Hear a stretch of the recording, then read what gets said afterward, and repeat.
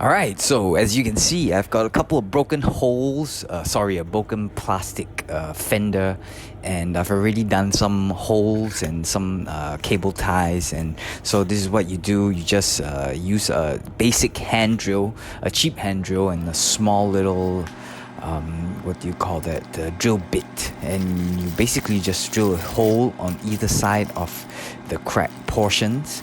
And yeah, really simple. You once you get the hole, you take a cable tie, you feed it through one side and out the other side. The only thing I would suggest is you pull the cable tie taut before you actually lock the cable tie. If you know what I mean. As you can see, you should be wearing shoes and pants. Maybe I was wearing boxer shorts. Sorry about that. Yeah, and yeah, cut off the cable tie.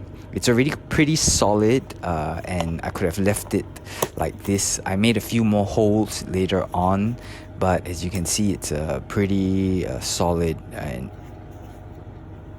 And yeah, and you will see a gaping hole right there.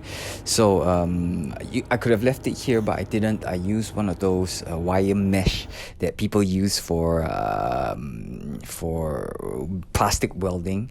So you cut a piece out, and I drilled 5 holes to where I want the wire mesh to meet, and basically you just drill the holes wherever you marked out with a wire mesh, and you use a clip it's one of those car clips. I'll post a link, and you clip it together.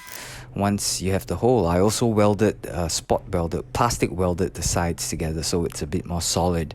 Doesn't look great from the inside, but from the outside, you can't tell. The portions where usually fender breaks off are usually at the end.